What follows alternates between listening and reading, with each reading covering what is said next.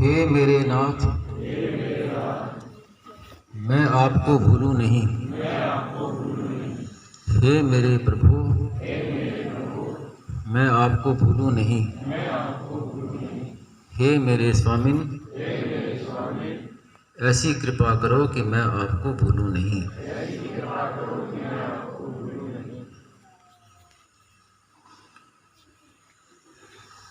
स्वामी जी महाराज ने आज एक निष्ठा पर विशेष बातें कही कि साधन की सिद्धि न होने में मुख्य कारण है कि एक निष्ठा नहीं है, एक उद्देश्य नहीं है। निष्ठा को, उद्देश्य को, एक अनन्य भाव वो नहीं। और अनन्य भाव में भी जो स्वामी जी महाराज का खुद का मत था वो विलक्षण था कि मैं राम जी का भक्त हूँ तो अब कृष्ण का नाम नहीं लेना, कृष्ण की कथा नहीं पढ़नी। ऐसे अनन्य भाव प्रचलित है लोगों में प्रायः। जैसे वो घंटाकर्ण थे, घंटाकर्ण घंटे बांधे हुए थे कानों में, शिव जी का नाम बस सुनने, बस और कोई नाम ले तो सिर हिला दिया क्योंकि कान में जा ही नहीं कोई नाम। तो वो भी अनन्य भाव। लेकिन महाराज जी ने की जो बात कही है वो कि अन्य भगवान नहीं है, अन्य है संसार। तो अनन्य भाव का तात्पर्य है कि संसार का संबंध नहीं स्वीकार करना। भगवान चाहे राम हो चाहे कृष्ण है तो सब परमात्मा ही। तो वास्तव में अनन्य भाव वो है कि अन्य जो संसार है उसका संबंध विच्छेद करना, ये अनन्य भाव खास है। और ये स्वामी जी का मत था और बहुत ही बढ़िया मत ये वाला। तो एक निष्ठा में प्राय क्या होता है कि जैसे मैंने पहले भी कहा था कि जैसे एक आम का वृक्ष है और आम के वृक्ष में, पूरे वृक्ष में जो रस है वो व्याप्त है, लेकिन मिलता कहाँ पर है? जब आम का फल आता है तो उस फल में वो आम का रस मिलता है, जबकि पूरे वृक्ष में व्याप्त है लेकिन वो काम नहीं आता हमारे। तो ऐसे ही परमात्मा सर्वव्याप्त है लेकिन वो हमारे कल्याण में काम नहीं आते। कल्याण में हमारे काम आता जो फल है, संत महात्मा। ये है संत महात्मा। कौन है? ये उस आम के वृक्ष के फल हैं, वो हमारे काम आते हैं। स्वामी महाराज ने स्पष्ट रूप से एक बार कहा था कि भगवान सर्वव्यापी होते हुए भी है हमारे काम नहीं आते, वो संतों के द्वारा हमारे काम आते हैं, खुद काम नहीं आते, संतों के द्वारा। जब द्रव्य दीन दयाल राघव साधु संगत पाइए, जब भगवान की कृपा होती है, हमारा कल्याण करना होता है, तो फिर भगवान संत को भेजते हैं, संत से सत्संग कराते हैं। और संत ऐसे मिल जाए भगवत प्राप्त, तो फिर साधन नहीं करना पड़ता। अगर साधन करना पड़े तो फिर वो क्या, हम संत का संग क्या किया गया? भगवत प्राप्त संत मिल जाए और उसके पास चले जाएं तो वो तो साधन का फल है। साधन क्या करें, वो तो साधन का फल मिल गया। तो अब करना क्या है कि बस वो संत जैसे आज्ञा दे वैसे उसका पालन करना, बस यही रहा, बाकी कुछ नहीं रहा उसके लिए। करना जानना पाना, ये कोई समझे तो समझ सकता है इस बात को। और कई बार मैंने अनुभव किया स्वामी जी के साथ रहते हुए, कई बार कहा, स्पष्ट रूप से स्वामी जी महाराज ने कहा, कई बार कहा। जब नया नया मैं आया था तो स्वामी जी महाराज से अब स्वाभाविक था कि मैं क्या करना चाहिए, साधन बताइए मुझे, कौन सा नाम लेना चाहिए, क्या करना, साधन करना चाहिए। तो स्वामी जी ने मुझे कभी नहीं बताया कि ये साधन करो वो करो। बोले को तुम्हारा काम लिखना है, तुम लिखो। और यहाँ तक कहा कि जो कुछ होगा लिखने से हो जाएगा। तो ये क्या आ गया, अब यही मतलब बाकी रहा संत के पास। ये है असली संत का संग। जबकि संतों का संग मुझे, मैं 7-8 वर्ष की उम्र का था तब से ही मिलना शुरू हो गया था। संत आते थे हमारे घर में, गीता प्रेस की गीता रामायण देते थे, रोज इसको पाठ करो। गीता प्रेस की पुस्तकें, बालकों की पुस्तकें हैं, बालकों वाली, वो पढ़ता था। लेकिन जब स्वामी जी के पुस्तक पढ़ी मैंने और स्वामी जी के पास आया तो फिर एक संतोष हो गया कि अब कहीं जाने की गया भी, और भी संतों के पास मैं गया, लेकिन बस एक मन में था कि अब यही संत है असली, मुझे एक श्रद्धा हो गई, वो भी स्वामी जी की कृपा से। और लिखने का कार्य शुरू किया, वो भी स्वामी जी की कृपा से। मेरा अपना कोई उद्योग नहीं था, मैं लेख पहले भी लिखा करता था, कल्याण में भी आते छपते थे, लेकिन मैंने स्वामी से कभी नहीं कहा कि मैं लिखता हूँ। लेकिन वो स्वामी जी ने खुद ही, और खींचा भी स्वामी जी ने खुद ही। मुझे किसी ने स्वामी जी के पास कोई लेके के नहीं गया, ना घर से ना बाहर से किसी ने मुझे परिचय कराया नहीं, लेकिन मैं खुद ही गया स्वामी जी के पास।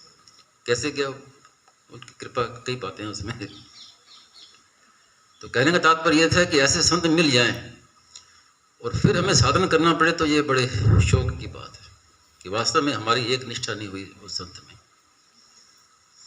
सत्यकाम जाबाल कथा आपने कई बार सुनी है, क्योंकि हमारा जब एक उद्देश्य बन गया ना, तो एक उद्देश्य होकर फिर वो बाधा नहीं लगती। बाधा कहाँ लगती कि जब हमारे भीतर में कुछ न कुछ कामना होती है, अपनी मान बढ़ाई की कामना। स्वामी जी के पास कई आए और उनसे बातें हुई, तो मालूम पड़ा कि कोई तो इसलिए आया कि स्वामी जी के पास आने से क्या कि स्वामी जी महाराज के बड़े बड़े सेठों से संपर्क है, तो हमारा भी हो जाएगा, जान पहचान हो जाएगी बड़े बड़ों से। कोई इसलिए आया कि महाराज जी एक अयोध्या के संत थे, वो स्वामी जी के पास आए। उन्होंने तो मुझे साफ कहा कि मैं तो इसलिए आया कि स्वामी जी के यहाँ इतने हजारों आदमी आते सुनने के लिए, तो बोलने की क्या, कैसे बोलते, क्या शैली है इनकी, तो मैं पास में रहूँ तो मैं भी सीख जाऊँगा, तो लोग आएंगे बहुत मेरे।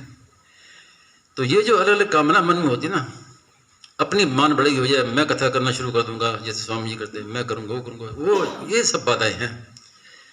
केवल कल्याण का उद्देश्य से जो आएगा, वो उसका कल्याण ना हो तो वो तो असंभव बात है। और आपको मैं एक नई बात बताऊं, मनमोहन जी महाराज जब ये नया नया स्वामी जी के महाराज के पास आया, तो बड़ी श्रद्धा से आया मैं स्वामी जी के पास, और ये श्रद्धा थी कि साथ में रहने वाले जो संत थे उनकी बड़ी श्रद्धा थी। तो मुझे बड़ा आश्चर्य, एक संत थे स्वामी जी के पास, एक बूढ़े संत थे, वो एकांत में मुझे क्या बोले कि तुम कहाँ आ गए, कहाँ फंस गए आके, अभी तुमने इतना पढ़ाई लिखाई की है, जवान हो, कुछ कमाओगे करोगे, यहाँ आके तुम अपनी जीवन खराब करोगे, कहाँ आके चले गए। तो मुझे आश्चर्य हुआ कि पास में रहते हैं और इनका भाव ये है, और दूसरे साथ वाले उन पर श्रद्धा रखते थे, लेकिन एकांत में उन्होंने ये बात कही, मुझे तो बड़ा आश्चर्य हुआ। ऐसी एक व्यक्ति, धनी व्यक्ति थे, सत्संगी थे, उनका स्वामी जी के यहाँ बड़ा मान सम्मान था। बहुत पुरानी बात कहता हूँ, और सारा वो व्यवस्था वही देखते थे, और सब मानते थे कि स्वामी जी के ये परम अरण्य भक्त है, वो सब। उन्होंने एक दिन मुझे अपने घर बुलाया, तो घर बुलाया तो उनके पास स्वामी जी की पुस्तक पड़ी थी। तो पहले उन्होंने देखो स्वामी जी की वो पुस्तक पढ़ी कि देखो ये कैसे लिखा है, क्या भाव है इसका, ऐसे करके कुछ सत्संग की बातें की। फिर धीरे धीरे आगे वो कि तुम क्यों अपना समय खराब कर रहे हो, जीवन खराब कर रहे हो, ये बाबाओं को यहाँ कुछ नहीं रखा हुआ है, कुछ बिजनेस करो, काम करो, हमारे यहाँ काम है, मैं बताता हूँ, बिजनेस करो, कुछ कमाओ, यहाँ बाबा के यहाँ बैठ के क्या कर रहे हो। तो ये तो भाव है, ये मैं बता रहा हूँ आपको, एक नमूना बता रहा हूँ कि इसलिए लाभ नहीं होता। हम समझते कि बहुत भारी सत्संगी हैं, लेकिन मुझे भाव क्या है। तो अगर भाव अगर एक निष्ठ हो कि मुझे अपना कल्याण करना है, तो फिर लाभ ना हो तो हो ही नहीं सकता कभी। और करना भी क्या, कोई साधन नहीं, जैसे स्वामी जी महाराज कहे बात मान लो, बस करना क्या, बातें माननी है, बस इतनी काम हमारा बाकी रह गया, बाकी रहा क्या। सत्य काम जाबार को क्या कहा कि ये गायें ले जाओ, और जब 400 हो जाए तो ले आना हो। तो वो अगर आजकल कोई हो जिसका उद्देश्य ना दोगे, मैं तो इसलिए आया हूँ, गायों चराने आया हूँ क्या संत के पास, लेकिन उसने शंका नहीं की कि मैं तो ब्रह्म ज्ञान, उसके मन में था कि ब्रह्म ज्ञान मिले, फिर वो ब्रह्म ज्ञान प्राप्त करने के लिए गए थे वो सत्यकाम जाबार, और उनको कह दिया गायें चराओ, और चले गए वो, गायों की सेवा की, और इतनी एक निष्ठा से सेवा की कि खुद साढ़ ने आकर उनको कहा कि हम पूरे हो गए 400, अब चलो हम गुरु जी के यहाँ। और गुरु जी के पास आते आते उनको ब्रह्म ज्ञान प्राप्त हो गया। अब पूरी उपनिषद में पढ़ी है कथा कैसी है। गुरु जी के पास आए तो उस समय गुरु जी ने खुद कहा कि तेरे चेहरा इतना चमक रहा है प्रकाश, तुझे लगता है ज्ञान हो गया, ब्रह्म ज्ञान हो गया तुझे। तो उसने कहा कि वो तो ठीक है, लेकिन मैं आपके मुख से सुनना चाहता हूँ। तो फिर उन्होंने फिर उपदेश दिया। तो ये निष्ठा होती है। अब एक नमूना आपको बताऊं, ये आज्ञा पालन का कितना महत्व है। और आज्ञा पालन भी हर एक वैसा नहीं कर सकता। आज्ञा पालन क्या है कि जैसी आज्ञा दी और तुरंत उस काम कर दे, देरी ना करें। अगर हमने देरी कर दी तो फिर वो आज्ञा का वो प्रभाव जो निष्फल हो जाता है। कैसे, जैसे मेरे हाथ में कांच का गिलास है और सामने महाराज जी बैठे हैं, मैं इनकी ओर फेंकूं और ये तुरंत कैच कर लें, ऐसी आज्ञा पालन होनी चाहिए। और इन्होंने कहा कि कैच थोड़ी करने में थोड़ी देरी कर दी तो गिलास नीचे गिर के फूट गया, आज्ञा भंग हो गई। एक नमूना बताता हूँ, बताने लायक नहीं है, संकोच होता है कि व्यक्तिगत बात है, अपनी व्यक्ति की महिमा होती है, लेकिन उदाहरण के लिए बताता हूँ। उदाहरण के लिए बहुत, जिस समय हम ये साधक संजीवनी का कार्य चल रहा था लिखने का, तो स्वामी जी महाराज गीता भवन में थे, ऊपर का कमरा था जिसमें बाद में मैं रुकता। तो दिन का समय था, दोपहर का 1-1:30 बजा होगा। स्वामी जी ने मुझे बुलाया। तो महाराज जी के पास वो एक व्याकरणाचार्य थे ना, उनका लिखा हुआ एक पन्ना जो गीता दर्पण में देना था, गीता के छंद व्याकरण के, तो उन्होंने लिख के भेजा थे। तो उनकी राइटिंग ऐसी थी, वो समझ में नहीं आती थी, वो ऐसी अस्त व्यस्त लिखा हुआ था।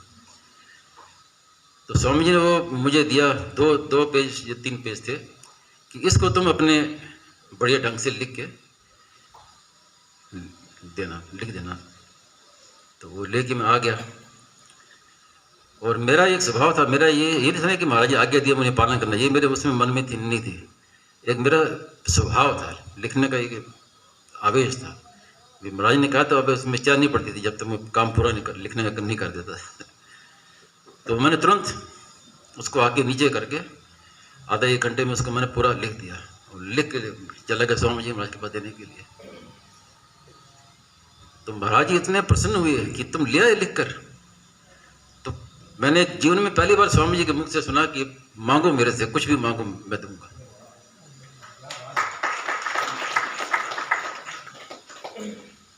मांगो मेरे से, मेरे मन में नहीं थी, भी सोचा ही नहीं था। मैंने कहा मैं क्या मांगू, मतलब मुझे तो कुछ नहीं चाहिए।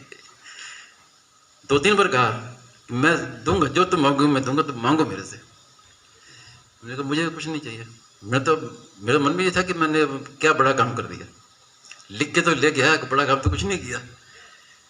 लेकिन वास्तव में क्या है कि ये आज्ञा पालन में ये शक्ति है। ऐसे संत मिल जाए तो फिर यही साधन है कि बस जैसा वो कहें वैसा कर दो। तो एक आपको ऐसे उदाहरण बताया, तो ये है खास बात आज्ञा पालन की। आज्ञा सब न सुसाहिब सेवा, साफ लिख दिया गोस्वामी जी ने कि आप कुछ भी करो और आज्ञा पालन नहीं करोगे तो सेवा नहीं मानी जाएगी। सबसे बड़ी सेवा क्या, कि जैसा वो कहे वैसा करो। वो कहे वैसा करना नहीं, अपने मन के अनुसार करना है, तो फिर वो लाभ नहीं होता। पतिव्रता रहे पति के पासा, जौन साहिब के ढिग रहे दासा। पतिव्रता की तरह, पतिव्रता क्या करती है कि नाम जप करती है, माला करती है, कुछ नहीं करती है, बस पति की सेवा। सेवा क्या कि जैसे उनकी प्रसन्नता हो वैसा करना। आजकल तो समय ऐसा आगे, स्वामी जी महाराज कहते थे कि पतिव्रता का उदाहरण पहले दिया करते थे कि भगवान की सेवा कैसे करो कि पतिव्रता कहते हैं। अब वो पतिव्रता रही नहीं था, आपको सब क्या समझेगा पतिव्रता क्या होती है, तो अब वो उदाहरण भी नहीं दे सकते। तो वो इस तरह से पतिव्रता करे। और अब संत के पास रहे और फिर वो संत चले गए, उसके बाद फिर दूसरे संत के पास चले गए, उसके बाद तीसरे के पास चले गए, तो वो मैं कहता हूँ कि कुलटा स्त्री होती है ना, कुलटा स्त्री। एक होती पतिव्रता, एक होती कुलटा। तो पतिव्रता क्या है कि पति शांत हो गया तो फिर जीवन भर उस पतिव्रत धर्म का पालन करती है। और उल्टा क्या होती है, पति ज्ञात होकर तुरंत फिर दूसरे को पति, दूसरे से पति बना लिया थे। ये होते लक्षण। हाँ, आजकल तो क्या समझे। तो ये मुख्य बात एक निष्ठा ये है कि कहीं भी हो एक निष्ठा। संत के पास भी गए तो संत की, जिस संत की मैंने देखा है कि कोई स्वामी जी की पुस्तकें पढ़ रहे हैं, साधक सिंह ने पढ़ रहे हैं, साथ में दूसरे संतों की पुस्तकें पढ़ रहे हैं।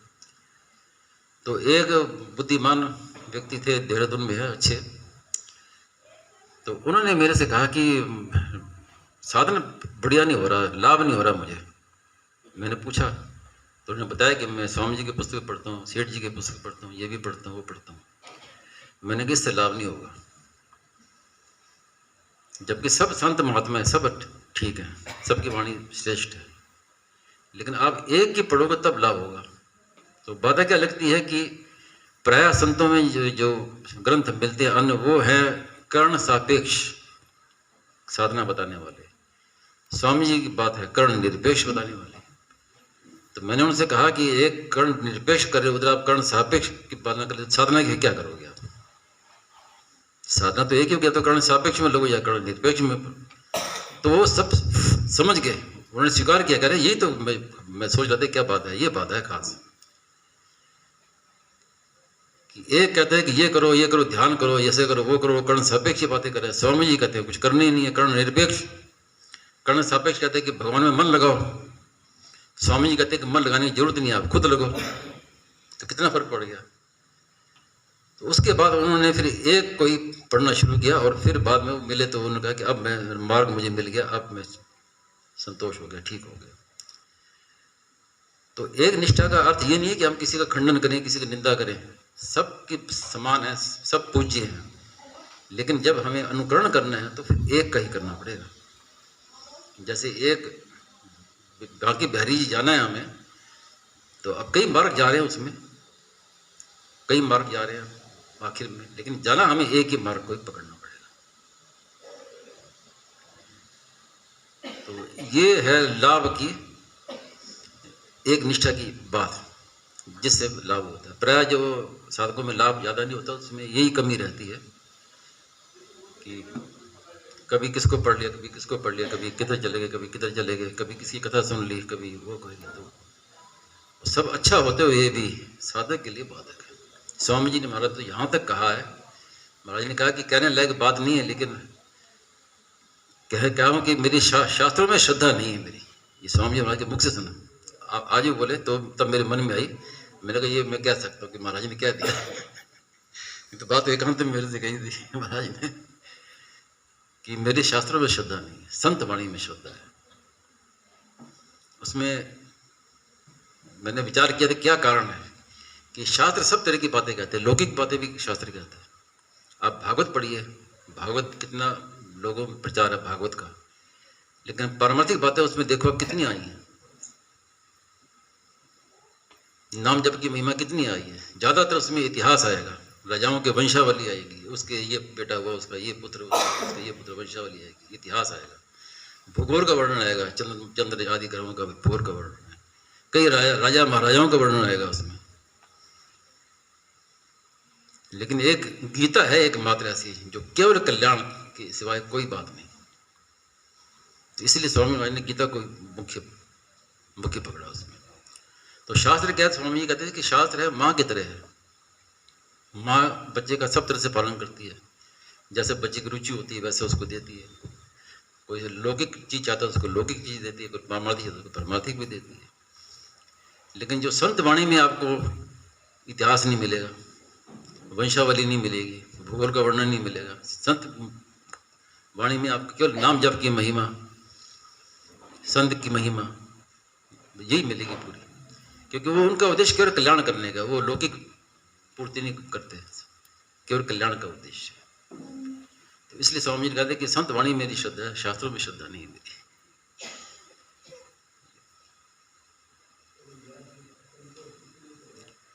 जी जी हाँ हाँ। तो संतोष तो आखिर में भगवान में जाके होगा ना, भगवान संबंध जोड़ना खास बात। स्वामी जी ने ये बात कही कि स्वामी जी ने आचार्य तक के वेदांत के ग्रंथों का अध्ययन किया, पढ़ाई की है, लेकिन ये कहा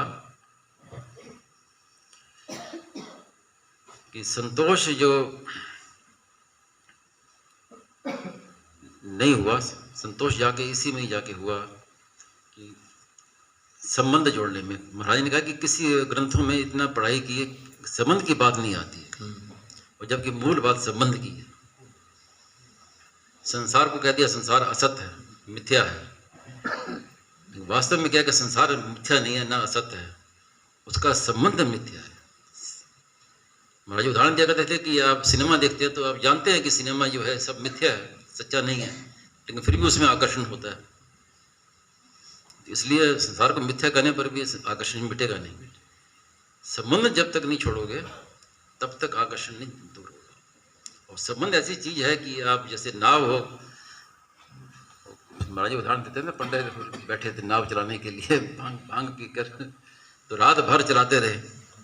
सुबह जब हुई तो पूछा तो वहीं के वहीं, तो कारण क्या था कि वो रस्सा जो बंधा हुआ था वो नहीं खोला। तो वो है संबंध। आप संबंध जोड़ कर कितने परिश्रम कर लो, साधना कर लो, जल्दी सफलता मिलेगी नहीं। स्वामी महाराज ने सार बात बता दी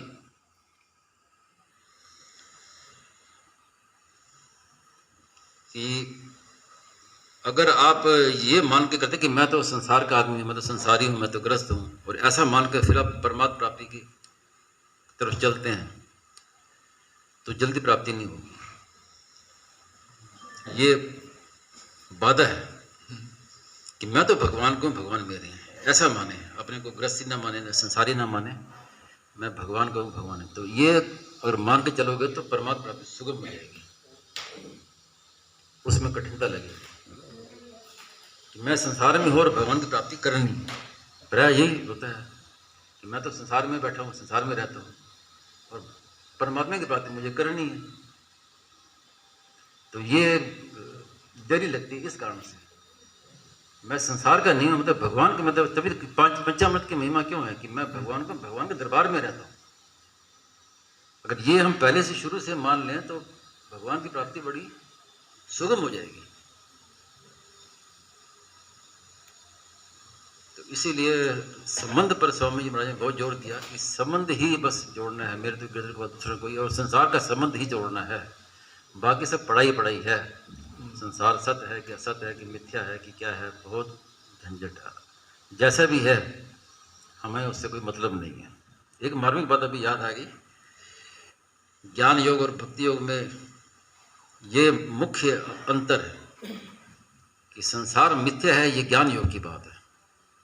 ब्रह्म सत्यम जगन मिथ्या, संसार असत है, मिथ्या है, ये ज्ञानी मानता है इस बात को, भक्त नहीं मानता। भक्त कहता है कि भले सत्य हो संसार, मेरा उसका तो मतलब नहीं, सत्य हो चाहे असत्य हो, उसके मेरा कोई संबंध नहीं है। ये भक्ति की बात है। एक और भेद बताया कि ज्ञानी तो है, वो विकारों को मिटाता है, अपने विकारों को ज्ञान योग में ज्ञानी जो है वो ज्ञान मार्गी मिटाता है, दोषों को मिटाता है, विकारों को मिटाता है। भक्त मिटाता नहीं है, भक्त उपेक्षा करता है। उपेक्षा, जो हम भले बुरे सोते रहे, उपेक्षा होगी ना उसकी। ठीक है दोष है तो ठीक है, नहीं है तो नहीं है, हम तो भगवान के हैं भाई। छोटा बच्चा होता है, माँ की गोद में जाता है तो पहले ये नहीं देखता कि मेरे कपड़े खराब हैं, कीचड़ लगा हुआ है, माँ के कपड़े खराब हो जाएंगे, उसको कोई मतलब नहीं, सीधे जाके माँ की गोद में जाके बैठ गया। अब माँ चाहे जो मर्जी करे, नलाए जगह कुछ करे। तो ये फर्क है भक्ति में, ये फर्क है। निर्विकारता जो है ये ज्ञान में है, भक्ति में निर्विकारता नहीं। भक्ति में तो हम देखो, सूरदास जी ने कितने वर्षों, सैकड़ों वर्ष पहले बात कही, जो हम भले बुरे तो होते रहे, हमें उससे क्या मतलब है। तो संसार की उपेक्षा है भक्ति योग में। ये साधक की बात, सिद्ध की बात नहीं करता हूँ मैं, साधक की बात है ये कि संसार सत्य है तो ठीक है, मिथ्या है तो ठीक है। उद्धव की बात है ना, भंवर के में देखिए गोपियों ने ये तो बात कही है, उद्धव मन न भये 10-20, एक हो तो सो गयो श्याम सब कौन आराधी। तो हमें उससे तो मतलब नहीं है, ये है भक्ति की बात है। अहम हाँ बदलता है तो बाद में फिर अहम नहीं जाता है, और बाद में फिर वासुदेव सर्वम, यहाँ जाके उसकी पूर्ति होती है। जितने भी योग मार्ग हैं सबकी पूर्ति अंत में वासुदेव सर्वम। जब तक वासुदेव सर्वम का अनुभव नहीं हुआ तब तक साधना हमारी पूरी नहीं हुई। और वासुदेव सर्वम में भी अधूरापन है। वो जब सर्वम भी नहीं रहेगा, जब सर्वम भी नहीं रहेगा तब पूर्णता है। वासुदेव सर्वम ये साध्य तत्व है, साधन तत्व है, साधन तत्व। और साध्य क्या है कि वासुदेव। क्योंकि गीता में जब भगवान ने कहा ना कि जब भगवान अगर उपदेश देते हैं या कोई भी संत महात्मा उपदेश देता है तो उसको नीचे उतरना पड़ता है। महाराज ने कई बार कहा भी है कि जितने भी शास्त्र हैं, ग्रंथ हैं, सब अज्ञानियों के लिए हैं, ज्ञानी के लिए कोई शास्त्र नहीं। उस मूल में बात क्या है कि जो सत्य तत्व है, वास्तव में सत्य को न बोला जा सकता है, न लिखा जा सकता है, न कहा जा सकता है। सत्य को जो सत्य जो मन वचन से परे, मन समेत जय जान न बानी, तो उसको सत्य को वास्तव में तो कह भी नहीं सकते, लिख भी नहीं सकते, बोल भी नहीं सकते।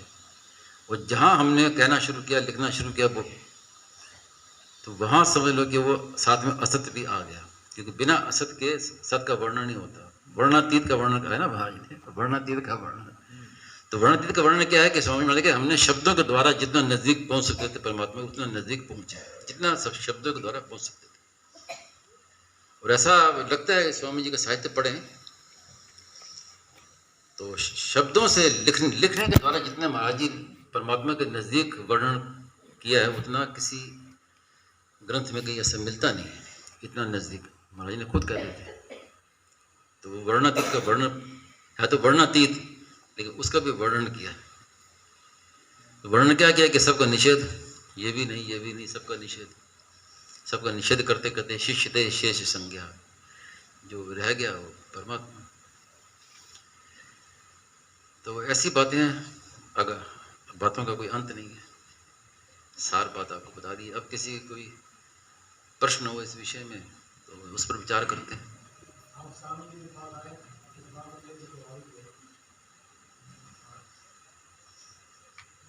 प्रभावित तो कुछ कह नहीं सकते, स्वाभाविक ही है, पर मन आकर्षित हो गया उससे, है जी। नहीं, स्वामी जी के पास आए, कुछ गुण दिखा होगा विशेष, तब तो आए। बस आकर्षण हो गया, स्वाभाविक ही। मैं आया उसमें, मैं कलकत्ते में था पहले, उनके जीवन का कर्तव्य पुस्तक पढ़ी थी। तो उस पढ़ने के बाद मालूम पड़ा कि यही संत ठीक जैसे हैं, और जब ये मिलेंगे, ये पता नहीं था कि संत है भी नहीं। उन्होंने कहा कि ऐसे ये संत ठीक है, ऐसे संत मिले तो मैं दीक्षा उनसे लूँगा दीक्षा। जबकि दीक्षा मैं 7-8 वर्ष का था, उस समय एक संत ने मुझे दीक्षा दे दी थी, लेकिन संतोष नहीं था मन में, तो इनसे दीक्षा लूँगा। तो मैं अकेला ऐसे गया, गीता प्रेस की पुस्तक लेनी थी, पूछा कहाँ मिलता है, कहा गोविंद भवन में पुस्तक मिलती है। पता करते करते मैं चला गया। मेरी 16 वर्ष की अवस्था थी उस समय लगभग, और प्राय वहाँ गोविंद भवन जाके पुस्तकें लिया करता था। तो उस समय मैं सब सेठ जी के पुस्तकें पढ़ी, स्वामी जी की, फिर उपनिषद पढ़े, पुराण पढ़े। तो उस समय रुचि थी पढ़ने की, छोटी अवस्था थी। तो वहाँ गया तो एक बैनर लगा हुआ था, स्वामी जी का नाम लिखा था कि स्वामी जी का चातुर्मास हो रहा है। तो भगवान की कृपा थी कि वही चातुर्मास, अंतिम चातुर्मास स्वामी जी का कलकत्ते में वही था। उसके बाद चातुर्मास कलकत्ते में नहीं हुआ, तो उस समय कलकत्ते में चातुर्मास था। तो मैंने फिर वो पूछा, तो बोले कि हाँ स्वामी जी महाराज आए हुए हैं और इतने बजे प्रवचन है उनका। तो उस समय ये मन में था कि अब मैं सुनूंगा। तो फिर मैं दूसरे दिन आया तो भाई जी का प्रवचन हो रहा था। भाई जी बैठे थे, हनुमान प्रसाद पोद्दार जी, और गोपी प्रेम पर उनके चल रहा था। मैं तो किसी को जानता नहीं था, तो मैंने साथ वाले से पूछा भाई ये कौन है, तो बोले भाई जी है, हनुमान प्रसाद पोद्दार। अच्छी बात है। तो भाई जी का सुना, भाई जी उठ के गए, तो जाके मैंने उनके भाई जी के पैर पकड़ लिए। तो बोले छोड़ो छोड़ो, सब और लोग भी कर लेते। तो स्वामी जी का नहीं। अच्छा, उसके बाद स्वामी जी के बाद में होना था, लेकिन मैं समझा कि शायद स्वामी जी का नहीं हुआ। मैं चला गया, दूसरे दिन फिर आया, फिर पूछा तो बोले वो बैठे हैं, वो स्वामी जी महाराज का नाम लिया कि ये वो हैं स्वामी जी, वो बोलेंगे। तो स्वामी जी का सुना, तो बस उसके बाद फिर आकर्षण हो गया मन में। तो जैसे ही प्रवचन समाप्त हुआ तो मैं स्वामी जी के पास गया, मैंने हाथ पैर छूने के लिए हाथ आगे किया, तो स्वामी जी ने ऐसे कहा। तो मैंने कहा ठीक है, नहीं चाहते। फिर उसके बाद समय लेकर स्वामी जी से मिला मैं, तो स्वामी जी मैंने कहा कि हम दीक्षा नहीं देते, हमारी बात मानो। हाँ, उस समय फिर एक बात महाराज ने बड़ी विचित्र बात कही।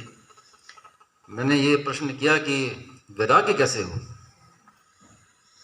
संसार से वैराग्य कैसे हो? तो स्वामी महाराज ने कहा कि तुम्हारी दृष्टि में कोई वीतराग संत हो, उसका ध्यान करो। वीतराग विषम वा चित्तम, योग दर्शन का ये कहा। ये महाराज जी के मुख से बने पहले से के बाद 2-3 बार मिला है, तो इस तरह से धीरे धीरे हुआ। तो कोई पहले का कोई बना हुआ था, संबंध बना हुआ था, कोई योग था, कैसे था।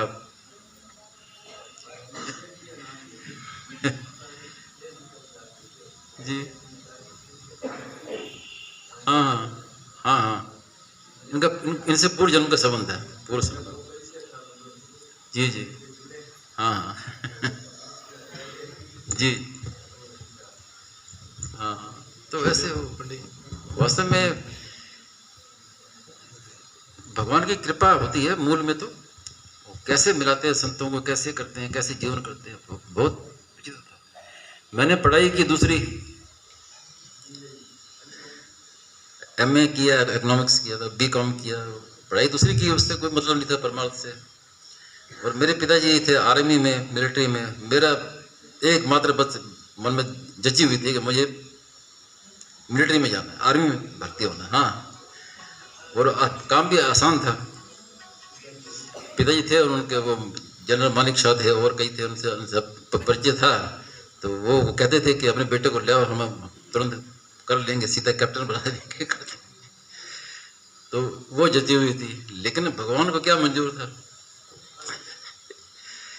ऐसे ऐसे मार्ग में आया कि जिसका कोई मतलब नहीं है, पढ़ाई से ना मतलब है ना कुछ नहीं है। ना मैंने कोई संस्कृत पढ़ी, मैंने संस्कृत नहीं पढ़ी, कोई व्याकरण नहीं पढ़ी, लेकिन स्वामी जी के संग से लिखते लिखते इतना हो गया कि व्याकरण का ज्ञान हो गया, संस्कृत का भी ज्ञान हो गया। संस्कृत का इतना ज्ञान हो गया कि कोई भी श्लोक होता उसका हिंदी में अर्थ कर देता था बिना पढ़े। तो ये संत का प्रभाव। तो हाँ, हिंदी मीडियम और अंग्रेजी मीडियम जी। तो वो मैं कहता भगवान की जो है ना कृपा। जैसे आदमी, मैं तो जीवन में देखता हूँ तो ऐसे लगता है जैसे कोई गंगा जी बह रही हो ना, और बीच में वो होते ना, क्या कहते हैं वो, लकड़ी के स्लिपट बह रहा हो। अब उसको कोई कहे कि तुम इधर नहीं इधर बह, इधर नहीं इधर बह, वो उसके वश में नहीं है, वो बहा के जहाँ लेके जा रहा ले जा रहा है। तो ऐसे ही अपना जीवन है, कहाँ बहा के लेके जा रहा है, कहाँ लेके जा, अपने हाथ में कुछ है ही नहीं। सोचते कुछ और है, चिंतन कुछ और होता कुछ और है। मूल में उस कृपा के अलावा कोई रास्ता नहीं है इसका। जो आपने एक बात ये कही कि स्वामी जी की पुस्तक पढ़े तो उन्हीं की मानो पढ़े, नहीं तो और भी अदर बदर की पढ़ते हैं तो वो लाभ होना चाहिए, वो नहीं होगा। हाँ, बात लग जाती है ना। तो ये तो ऐसा है ना, कर्ण सापेक्ष कर्ण निरपेक्ष कितना भारी है। ये तो असाधन ज्यादातर मिलेगा साधक को। हाँ ज्यादातर मिलेगा, इसलिए साधन सिद्धि नहीं हो रही है, साधन इसलिए अटके। अच्छा, इसमें जैसे श्री रामचरितमानस और गीता जी, ये तो बस उसमें नहीं है। इनमें चली जाएगी कथा, भगवान की कथा पढ़ने में, गीता तो सबके लिए है, सब तरह की। हाँ, लेकिन जो शैली है ना, साधन शैली, वो हमें एक अपनानी पड़ेगी। या तो कर्ण सापेक्ष अपनाएं या कर्ण निरपेक्ष, या मन को लगाएं या खुद लगे, ये तो एक ही करना पड़ेगा।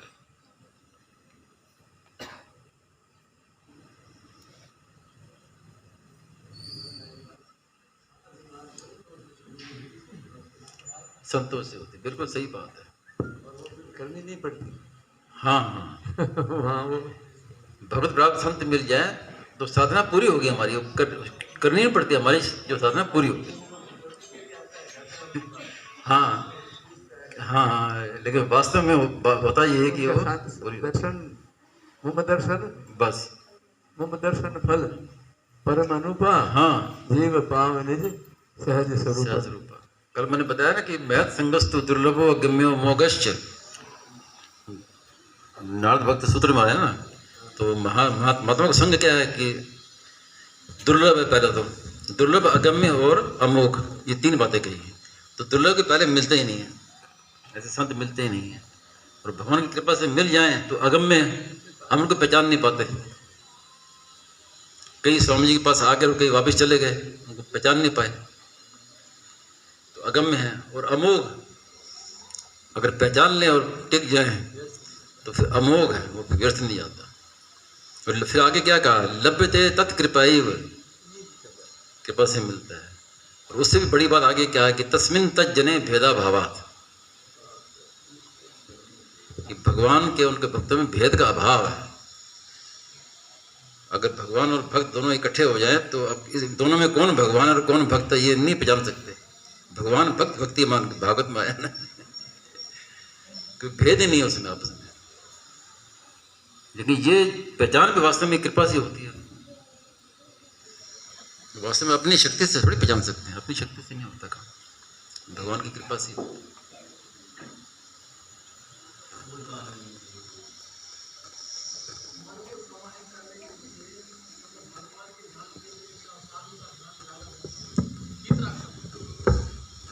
हाँ, वैराग्य के लिए कहा है महाराज ने, वैराग्य के लिए। वो योग दर्शन में आया ना, वीत राग विषयम वा चित्तम, वही बात स्वामी जी महाराज ने कही थी। हाँ हाँ हाँ कही।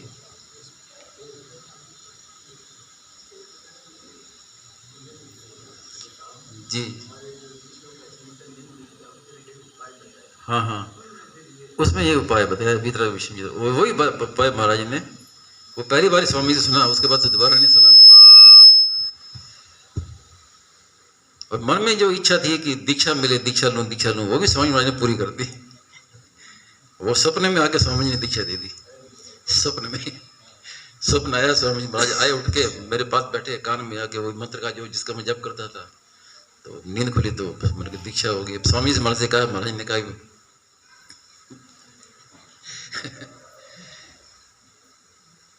तो वास्तव में तो खाली हमारी मन की एक वासना होती है। वास्तव में तो क्या है कि संत हमें मिल गए तो हमारा काम पूरा हो गया, अगर हम पहचान लें। बस केवल आज्ञा पालन यही शेष रहा, बाकी कुछ शेष नहीं रहा। और बात ये, और कोई बात आपके मन में आए तो?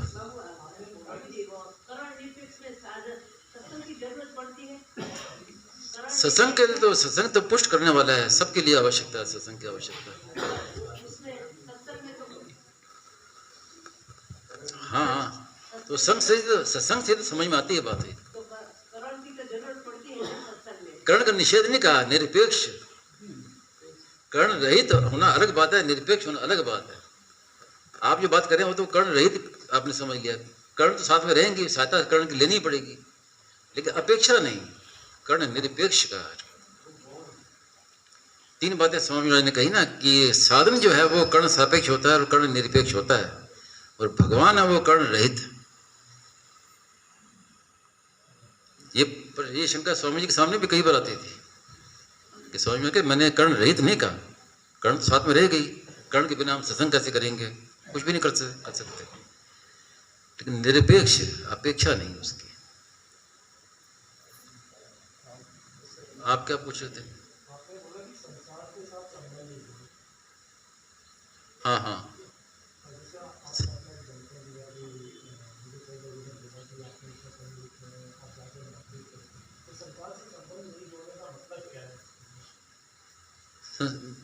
संसार से मेरा कोई संबंध नहीं है, सेवा करनी है, सेवा का संबंध है, सेवा करनी है, लेना कुछ नहीं है। ये मतलब है कि संसार से हमें कुछ नहीं चाहिए। हाँ, ये मतलब है। इसका अर्थ ये नहीं कि सब छोड़ के जंगल में चले जाएं।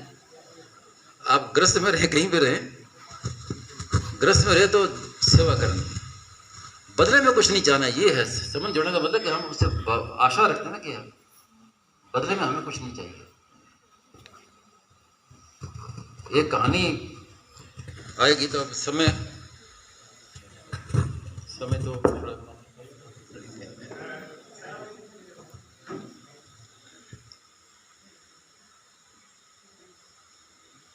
आपने वो कहा ना, तो उससे वो कहानी याद आ गई। एक था चिड़ियाघर, बच्चों की कहानी है लेकिन वो मार्मिक है। तो उसमें एक पिंजरे में तो कई तोते बंद थे। पिंजरे होते ना कई अलग अलग, तो एक में सब तोते ही तोते थे।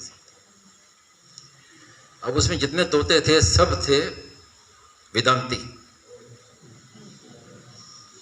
सब वेदांत पढ़े लिखे थे, और दिन भर आपस में बैठ के चर्चा किया करते वेदांत की। तो चर्चा क्या करते हैं कि ये पिंजरा है, ये पिंजरा कैसे बना, कहाँ से आया, और हम इस पिंजरे में कब से आए, इस पर खूब आपस में विचार चलता उनका। एक उसमें तोता था, वो अनपढ़ था बेचारा, सीधा साधा, वो साधक था। वो सोचता है कि भाई इससे छूटे कैसे। ठीक है, पिंजरे में आए तो आए, अब पिंजरे से छूटना कैसे है, उसको तो ये चिंतन थी। और वो दूसरे तोते थे वेदांती है, वो उसका मजाक उड़ाते थे कि ये कुछ जानते नहीं है, ऐसे थोड़ी हो जाएगा, श्रवण करो, मनन करो, निधि ध्यान करो, ये सब करो तब होगा, ऐसे थोड़ी हो जाएगा। तो बोले कि नहीं, मुझे तो ये बताओ छूटना कैसे। तो वो तोते समझाते थे, देखो भाई, एक होता है मठाकाश, एक होता है महाकाश। तो आकाश तो एक ही है, लेकिन वो घड़े में होने के कारण हम कहते हैं कि ये घड़े का आकाश और वो है महाकाश, वो आकाश दो दिखाई देते हैं, लेकिन है एक ही। जब घड़ा टूटेगा तो आकाश एक ही है। तो ऐसी एक ये पिंजरे के भीतर का आकाश है, एक आकाश महाकाश पिंजरे के बाहर है, तो दोनों एक ही है। तो वो साधक तोता बोलता है कि ठीक है दोनों एक है, लेकिन पिंजरे से कैसे छूटूं मैं। पिंजरा पिंजरा पिंजरे से बाहर निकल रहा है मुझे, ये बताओ।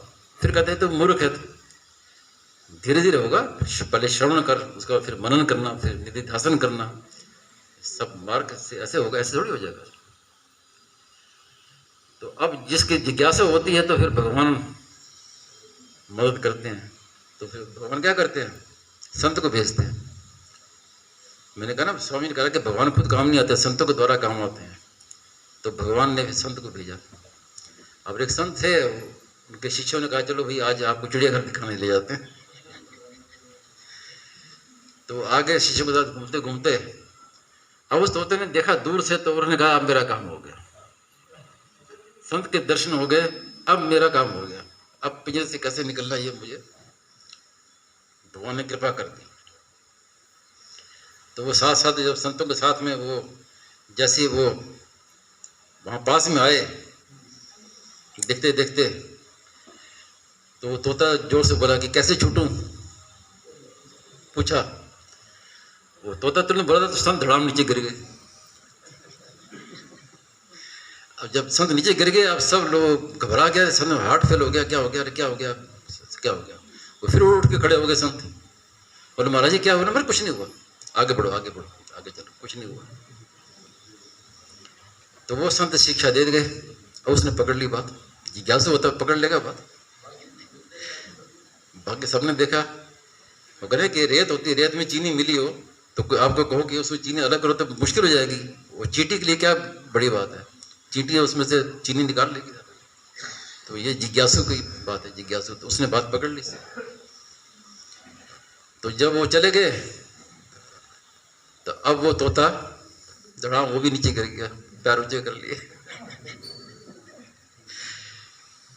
तो अब वो देखभाल करने वाला आदमी आया, उसने कहा कि कोई एक तोता तो मर गया, अब मरे हुए को भीतर में कौन रखे, इसको तो बाहर निकालना है। उसने वो पिंजरा खोला, वो तोते को पकड़ के बाहर किया, तो फुर्र उतर उड़ गया।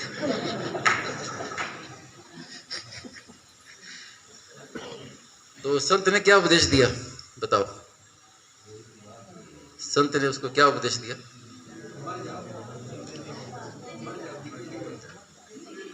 जो जीते जी मर जाता है वो अमर हो जाता है।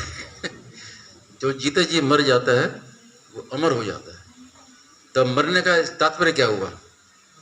ये तो है नहीं कि हम आत्महत्या कर लें या मर जाए, ये मतलब नहीं है।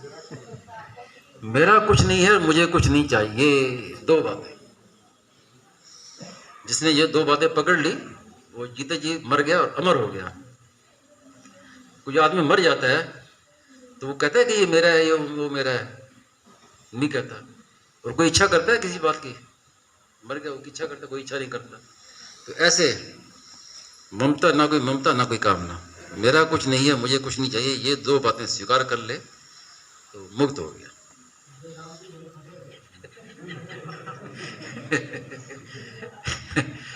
वेदांती अपना श्रवण मनन करते रहेंगे।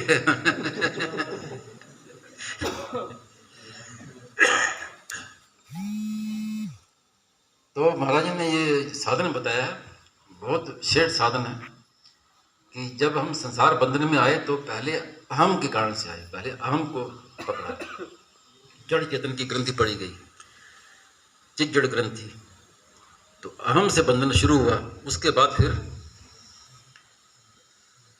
कामना पैदा हुई, उसके बाद फिर ममता पैदा हुई। ये तो है उत्पत्ति क्रम। लेकिन जब साधन करता है तो साधन उल्टे क्रम से होता है, सीधे क्रम से नहीं होता। अहम का नाश करना चाहे तो बड़ा मुश्किल है, नहीं कर पाएगा। अहम का नाश करना आसान काम नहीं है। तो हाँ, तो अहम का नाश कैसे होगा? तो पहले उसको ममता छोड़नी है, मेरा कुछ नहीं। और जब ममता छोड़ेगा तो मुझे कुछ नहीं चाहिए, कामना छूट जाएगी। और जब कामना छूट गई तो फिर मैं कुछ नहीं, अहम का नाश हो जाएगा। दो बातें सबसे पहले महाराज ने इसी पर जोर दिया कि दो बातें मान लो कि मेरा कुछ नहीं है संसार में। ब्रह्मांड, अनंत ब्रह्मांड है, लेकिन तिल जितनी चीज भी मेरी नहीं है। जो मिला है और वो बिछुड़ जाएगा, वो मेरा कैसे होगा? प्रबल युक्ति है ये कि जो चीज मिली है और एक दिन उसमें बिछुड़ जाना है तो वो मेरी नहीं है, ये सिद्धांत है। मेरा कुछ नहीं। और जब मेरा कुछ नहीं तो फिर मुझे चाहिए क्या? कामना भी नहीं रहेगी। और जब कुछ नहीं चाहिए तो अहम का नाश, अहम भी खत्म। तो ये तीन बातें साधक स्वीकार कर ले तो ये काम हो जाएगा। ये बात है।